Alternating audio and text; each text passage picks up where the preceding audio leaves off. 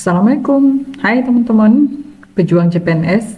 Kemarin kita udah bahas passing grade-nya P3K, dan hari ini saya mau bahas nilai passing grade dan materi apa aja sih yang akan diujiankan di dalam CPNS tahun 2023 ini. Oke, sesuai dengan peraturan Keputusan Menteri Pendayagunaan Aparatur Negara dan Reformasi Birokrasi Republik Indonesia Nomor 651 Tahun 2023 tentang nilai ambang batas seleksi kompetensi dasar pengadaan pegawai negeri sipil tahun 2023. Nah, ini khusus untuk nilai SKD-nya ya teman-teman, karena kalau nilai SKB itu bakal diatur oleh kementerian tempat atau instansi tempat teman-teman mendaftar. Nah, yang pertama sekali, sebagaimana kita tahu bahwa di dalam SKD itu 3 tes ya, ada tes wawasan kebangsaan,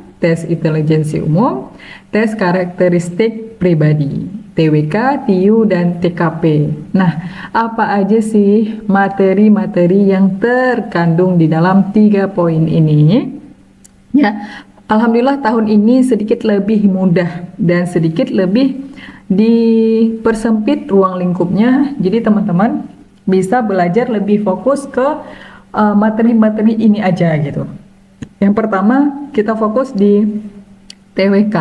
TWK ini ada beberapa, yaitu ada 5 poin yang akan diujiankan, yaitu tentang nasionalisme, integritas, bela negara, pilar negara, dan bahasa negara.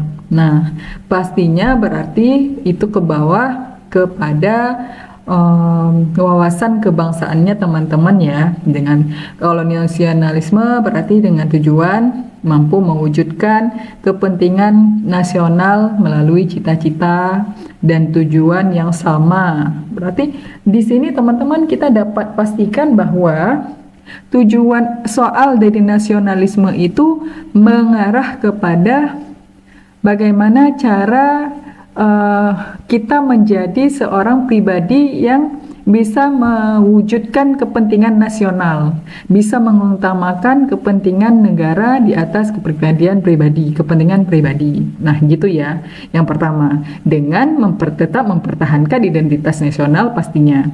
Kemudian yang kedua, integritas. Integritas ini teman-teman bakal dites nanti tentang kejujuran, ketangguhan, dan komitmen dan konsistensinya ya, konsistensi dalam mencapai perlindungan anak kah, perlindungan HAM kah, nah gitu ya. Jadi integritas teman-teman nih, nah tentang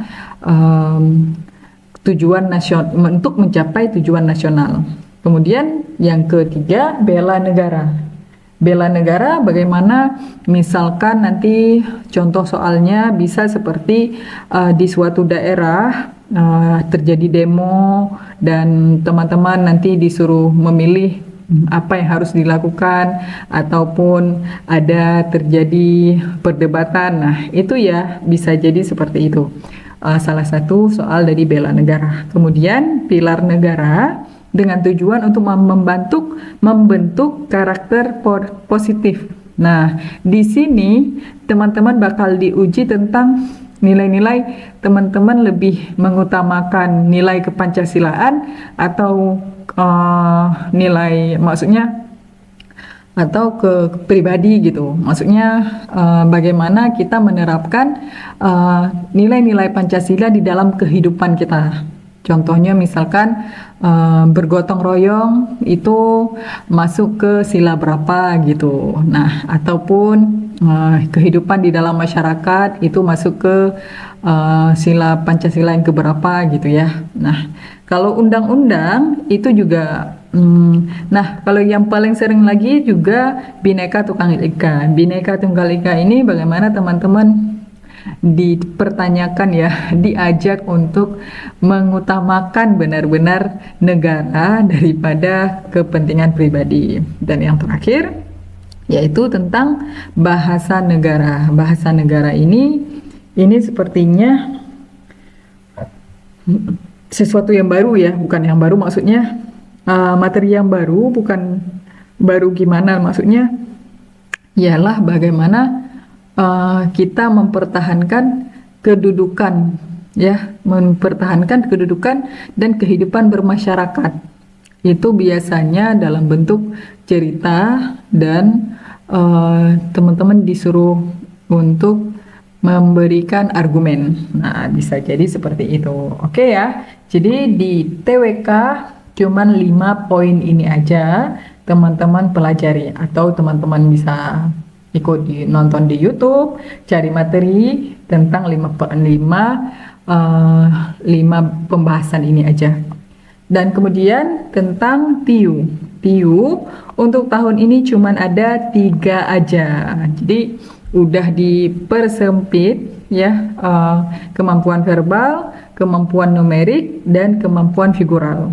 Nah, kemampuan verbal misalnya kayak anonim, sinonim ya, gitu ya. Itu kata-kata seperti itu sudah tidak ada lagi, tapi kali ini cuman diberikan melalui analogi, silogisme, dan analitis. Jadi lebih khusus lagi ya, kalau dipikir ya lebih berat juga ya daripada anonim, sinonim ya. Berarti ada 2 yang dihilangkan ya, maksudnya anonim, sinonim udah nggak ada lagi, berarti lebih bentuk ke analogi, lebih banyak bentuk ke silogisme, bentuk analitis ya. Yang dimana semuanya mengukur kemampuan individu memang. Nah, mengukur kemampuan individu dalam bernalar. Pastinya teman-teman tuh harus sering-sering berlatih 3 soal ini biar jadi terbiasa gitu. Kemudian numerik pastinya ya, ini matematika. Matematika berhitung, deret angka, perbandingan kuantitatif, dan soal cerita. Soal cerita misalnya jauh perjalanan atau lama waktu bekerja. Nah, gitu ya. Kalau berhitung ya bisa jadi kayak seperti perkalian, pembagian, atau perpangkat-pangkatan gitu ya. Tapi jarang sih, maksudnya lebih ke banyak di perkalian, pembagian gitu aja.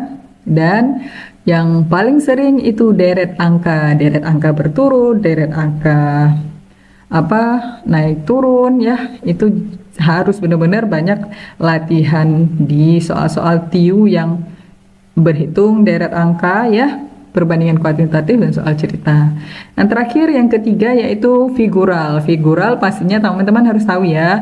Figural itu bentuk gambar-gambar ya, bisa bentuk analogi, bisa bentuk ketidaksamaan, dan bisa bentuk serial ya. Figural ini yang pernah ikut psikotes mungkin sudah paham, atau udah pernah ikut CPNS sebelumnya ya.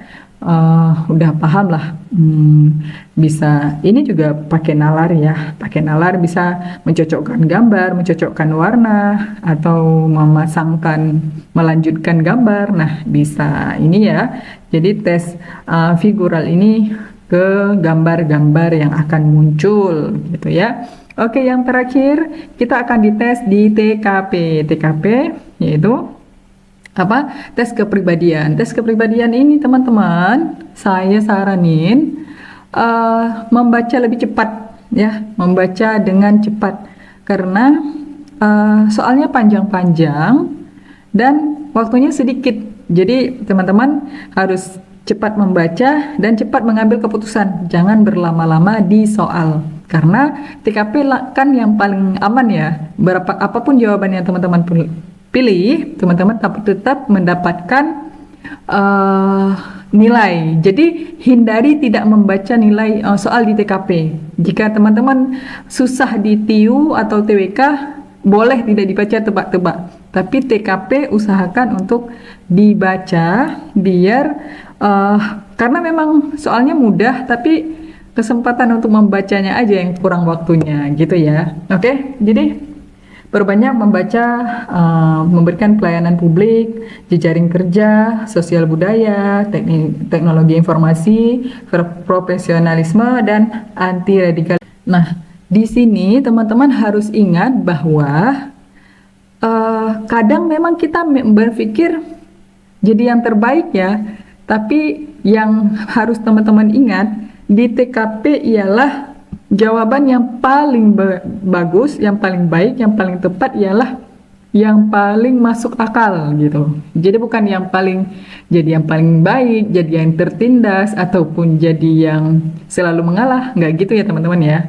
Jadi teman-teman harus juga latihan untuk soal TKP ini karena jawabannya kadang di luar nalarnya kita mungkin ya, ataupun di luar kebiasaannya, kepribadiannya kita. Jadi yuk banyak-banyak latihan. Oke, itu materinya. Nah, berapa sih ya, berapa menit ya, berapa menit waktu untuk melaksanakan ujian. Pelaksanaan ujian ya pada diktum pertama dilaksanakan durasi 100 menit. Kalau untuk penyandang disabilitas 130 menit. Nah, untuk jumlah nilai ya, jumlah waktunya berarti menjadi untuk jumlah soal keseluruhan SKD sebagaimana dimaksud di TWK jumlah soalnya ya. Waktu 100 menit kita harus menyelesaikan 110 soal teman-teman ya. Jadi 1 menit nggak sampai satu soal nggak sampai 1 menit, itu yang harus diingat. TWK 30 soal, TIU 35 dan TKP 45. Kembali diingat bahwa kita nggak sampai 1 menit untuk mengerjakan 1 soal ya. Jadi dengan demikian teman-teman harus bisa secepat mungkin membaca dan menganalisis soal. Oke, lalu selanjutnya nilai, jika teman-teman benar semua nih, maka nilai teman-teman akan didapatkan 550. Nah, 150 dari TWK, 175 dari TIU, dan 225 dari TKP.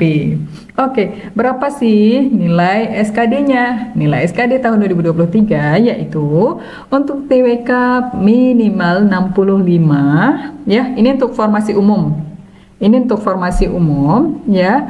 Nilai ambang batas SKD untuk setiap peserta seleksi untuk yang formasi umum minimal 65 untuk TWK, 80 TIU, dan 166 untuk TKP. Sedangkan untuk yang formasi ada beberapa formasi ya teman-teman ya. Jadi totalnya kita harus dapat 311 untuk 3 poinnya. TWK, TIU, dan TKP itu minimal. Oke. Nah, untuk cum laude, dispora, penyandang disabilitas, dan putri Papua, mereka mempunyai passing grade masing-masing. Dimana kalau untuk yang cum laude atau dengan pujian, ya, maksudnya ini biasanya dia di formasi CPNS khusus. Nah, niat totalnya tetap sama seperti yang umum 311, namun cuman ditentukan minimal TIU-nya 85. Kalau kita minimal TIU-nya 80, 65 dan tidak boleh kurang dari ini. Kalau mereka cuman ditentukan di 85 di TIU-nya aja. Nah, oke ya. Jadi itu sedikit perbedaan. Kemudian dispora juga demikian ya. Yang khusus untuk dispora totalnya juga sama 311. Namun nilai TIU-nya paling rendah 85%. 85. Kemudian yang khusus menyandang disabilitas nilai SKD-nya cuma 286 dan nilai TIU-nya paling rendah 60. Nah, yang terakhir yaitu untuk kategori kebutuhan khusus putra-putri Papua itu sama dengan nilai penyandang disabilitas yaitu 286 dan nilai TIU paling rendah 60. Oke, yang paling harus teman-teman ingat ya, ingat aja materi-materi yang akan dipelajari, materi yang perlu dipelajari dan juga waktunya ya. Ingat satu soal tidak sampai 1 menit ya teman-teman. Jadi pastikan teman-teman cepat memahami, cepat mengerti, cepat membaca, dan cepat mengambil keputusan. Jangan berlama-lama di satu soal karena hanya buang-buang waktu. Oke, itu aja dari aku. Terima kasih. Kalau ada pertanyaan boleh langsung yuk di komen aja. Assalamualaikum.